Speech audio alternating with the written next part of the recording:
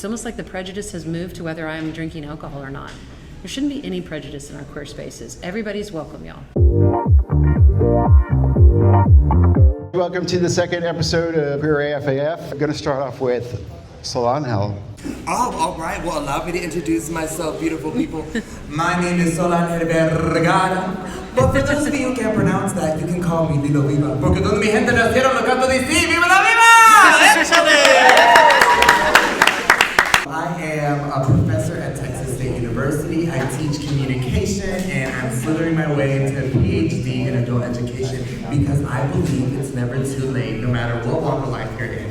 Also, I am the fundraising director of the San Marcos Queer Council. My name is Travis Young. I'm kind of bringing the recovery side of this. I am here to represent Austin Roundup. Austin Roundup is a nonprofit community group that hosts safe spaces for queer and individuals that are looking to explore recovery. I'm the director of our fundraiser, Austin's iconic drag show. We raised $29,000 this year to host our annual conference, which will be July 18th, 19th, and 20th. Guys, my name is Moxy Castro. I'm a queer woman, and I've been in the wine and spirits business for 30 years. My passion is hospitality and people. I happen to now work for the largest wine and spirits company in the world that happened to buy our brand, Ritual. We were the fastest growing beverage company in Texas. As a non-alc, that's unprecedented, and that shows us the change that's happening in making something that's fully inclusive, whether you're drinking or whether you're not, whether you're queer, whether you're not, whether you're any color or not. And that's why we're here today, is to be about service to others, which in my mind is what true hospitality is about. My name is Scott. I stopped drinking about a year ago. I was at a bar in the West Village, and at 10:30 at night I was grabbing for my third Diet Coke, and I thought, I'm not going to sleep tonight. I just thought, this is ridiculous. Why isn't there anything good to drink? Why do I have to have a soda? Why do I have to have club soda with a lime? So that got the elevated bear created. And I came across a book called Who Needs Gay Bars? It got me really thinking that our movement, we're started in bars in third places. Compton cafeteria riots in 67, and of course 69, the Stonewall Uprising. But here's the thing, bars are closing. The idea of any queer space closing just kind of breaks my heart. There's a way to save them and also serve us. And one of the things that I love about being queer, my favorite thing about being queer probably, is that we do inclusivity better than most people. Do you agree with that? But our beverages are not inclusive. They're very binary, right? It's either booze or water. Travis, this one's for you. Okay. Bars kind of become your living room. A lot of us live on our own. We want to go out. We want to be social. If you think about the bars as a living room, when someone walks into one of these spaces and they're met with a lack of intentional choices, how does that impact how they feel, their safety? When you get into recovery, they tell you to change your people, places, and things. And all the places I was before that was a bar. For me, that was where my friends were. That was where the people that I had built a life around with. And they weren't gonna leave that space, but I was. After about a year or two, I started going back and exploring these places. And you walk up and you're like, hey, do y'all have any mocktails? And they're like, well, no, but we can make one. And you're like, well, okay. And then you have to kind of go through this little awkwardness of trying to figure that out. What can they make? What can they not? You'll order a club soda and they won't charge you. I'm not going to go back up there and do that again. So they've created this little awkwardness on accident. But the reason that space is so important for all of us is because queer community has always been in this nightlife area. It's where all of our friends are. It's where we find each other. All of my close friends before this are now back in my life because of that. But it's taken a lot of work on my end and how to navigate that. I'm like, hey, let's go to this one place. They've got a great inclusive menu that I'm going to show up to and I'm going to go and participate in. That other place that you love doesn't really show up that way, and so it's not the best spot for me. You bring up such an important thing that I often talk about. You say, hey, where do y'all want to go? We're going to pick the venue, because we want a space that doesn't have alcohol. You can get alcohol anywhere. So the person driving that movement is the person who doesn't drink.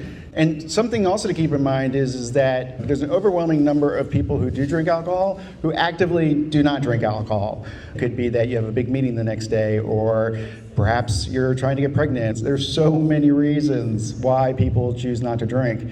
I always tell people when someone asks me why I don't drink, I just say, oh, because of Nunya business. That's not the question. The question should be, what can I get you to drink? Thank you, Travis. Solana, you bring joy to these spaces. Imagine a bar that is creating these inclusive beverages for everyone and embracing it. How do you feel like that would change the energy when you're performing and when you're with your drag family and your guests? Being a drag producer and host is a very interesting experience because you're doing multiple things at once.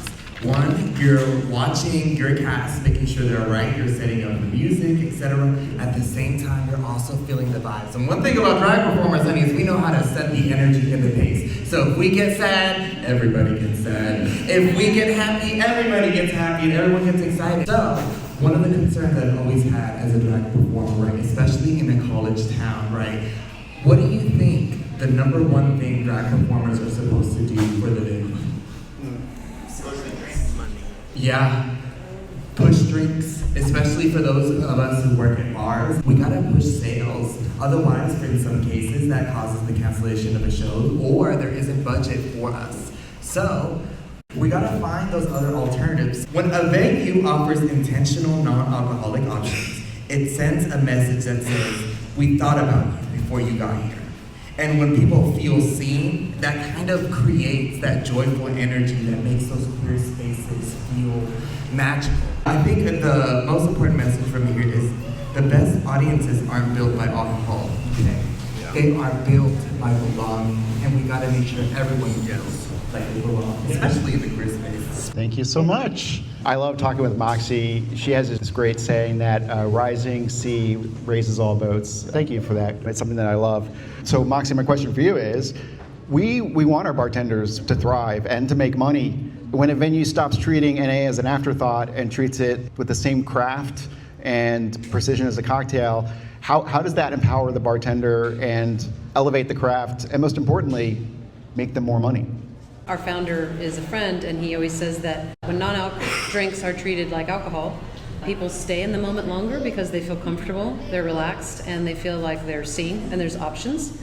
It's also good to have variety, right? That's what queer is. We don't have to explain everything we are to everyone, and that's what zero-proof cocktails represent. We've really moved from calling them mocktails necessarily to zero-proof cocktails, because when I say mocktail or when I hear mocktail, I hear a little bit like I'm being mocked still a little bit, like I'm not quite 100% equal when I'm not drinking, even if I'm not drinking in the moment. The number one account in Seattle is the Space Needle. They see 3,000 people a day, and he was calling me saying, we require people to buy a food and beverage ticket to come to the top of the Space Needle, and 30% of the people get to the top and say, can I just have something without alcohol? They wanted to go to the top.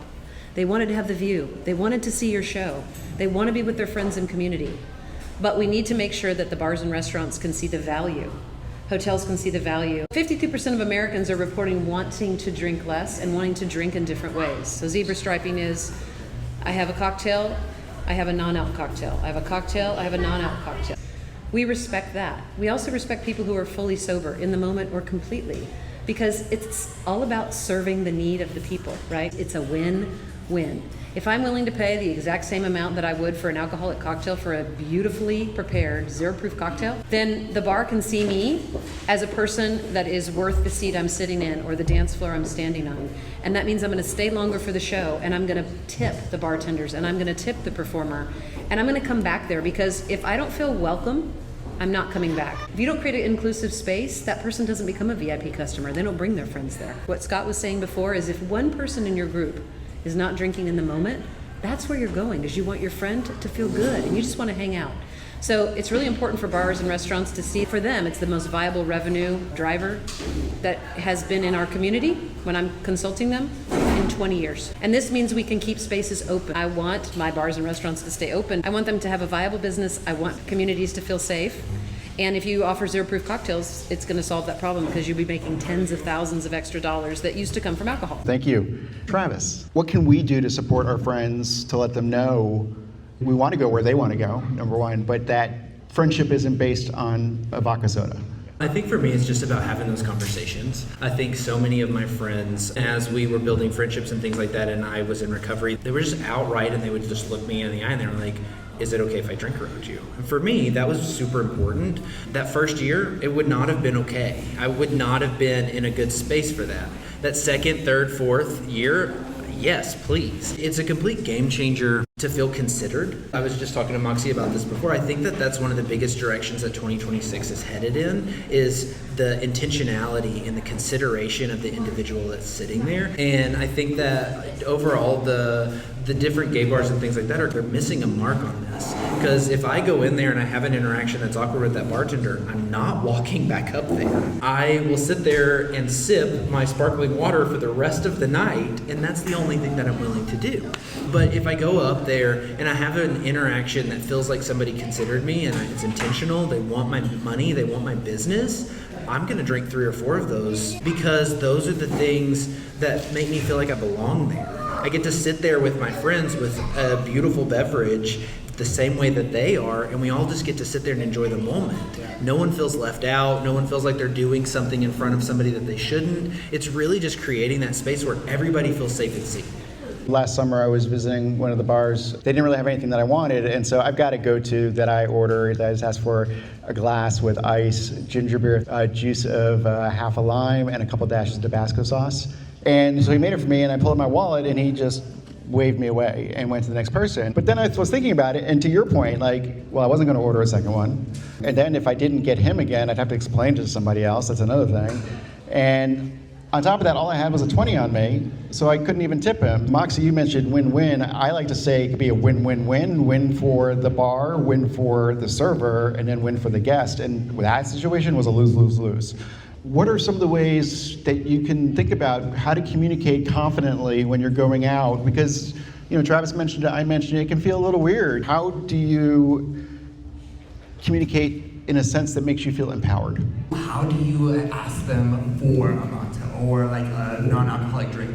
Things are only weird if you make them weird, y'all. So it's how you approach it, right? Sometimes if we see that there isn't something for us in the space, right? You don't have something for me, which means you don't want me here, right? On the contrary, if we reframe the way that we phrase it, rather than it being as framed as a complaint, we're actually able to approach it as an opportunity for growth for them, right? So let's say you're gonna go into a bar, right? I would love to support this venue more. Is there a possibility that we could have some more non-alcoholic options here? Because I love the energy here. Start with a compliment. Because at the end of the day, bartenders want to have the same experience for you as for them. They want it to be good, y'all. Another tip that I will tell y'all is don't be hard on yourself when asking for an accommodation. It's not a burden, so don't feel like it is. In fact, try to normalize it with yourself, because the way you approach that request makes a difference, right? Let's put this into action. If someone wants to talk to you about seed lip or ritual, read the person to talk to. Most importantly, anybody who's curious, that's a good step, right? When you're curious and you're like, well, how does this work from a professional point of view? We can help put a program together for you. It's really simple. The idea is to take the psychological expectation of what a customer wants when they're thinking, I want a margarita, but I don't want alcohol in it, right? I want a Coke, but maybe I want a Diet Coke. Maybe I want a latte, but I don't want to put regular milk in it. No one has ever treated me differently when I've gone through the drive-thru and asked for a decaf latte with coconut milk. But I have been treated differently when somebody who knows what my profession is like, why aren't you drinking? I'm like, well, why are you? I can think 6 years ago, before I got into this side of the business, and I was invited to run a race, and I was running a race with a friend, and at the very end of the race, somebody handed me 2 Heineken 00 beer tickets. And I remember walking down the street at the end of my race, and I looked at my friend, and I was like, what's the point? Now, if I've come from that space, because I wasn't intentionally thinking about what it was actually about, I was subconsciously responding using kind of like a coded language that I had learned from the industry I had been in, but I wasn't bringing myself. As soon as I started thinking, well, what is the point? I started realizing it is the point, that anybody should have a beer or non-alc cocktail or any other thing they want prepared for them. And that's what a restaurant is there to do, is to surprise, delight, and accommodate. So I think we just have to slowly rethink, well, why do I want that? If it's an alcoholic beverage and you are a drinker, great. I fully embrace that. There's no judgment here for anything. And if you want a zero-proof cocktail in the moment or all the time, the bars and restaurants have to shift if they want to accommodate people, make them feel comfortable, create safe spaces, which is really important in the queer world, which is what we're talking about today. In the queer space, I have always felt like I was safe. Now it is more safe. I want to feel like that again in every queer space, whether I'm drinking or not. It's almost like the prejudice has moved to whether I'm drinking alcohol or not. There shouldn't be any prejudice in our queer spaces. Everybody's welcome, y'all. Every single one of us is on a different spectrum of where we sit in terms of alcohol consumption. And I love that as well, because it's not binary. It's all over the place, just like everything in our community, right? Thank you for being here, and happy Pride, y'all. Woo!